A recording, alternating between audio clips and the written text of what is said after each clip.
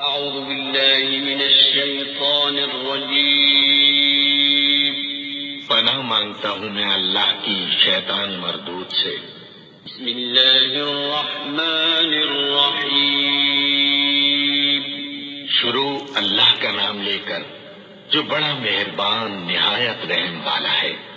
القارعة ما القارعة وما أدراك ما القارعة يوم يكون الناس كالفراش المبثوث وتكون الجبال كالعهن المنفوش فأما من ثقلت موازينه فهو في عيشة راضية وأما من خفت موازينه فأمه هاوية وما أدراك ما هي نار حامية۔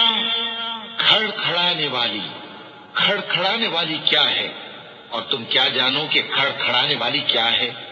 وہ قیامت ہے جس دن لوگ ایسے ہوں گے جیسے بکھرے ہوئے پروانے، اور پہاڑ ایسے ہو جائیں گے جیسے دھنکی ہوئی رنگ برنگی اون۔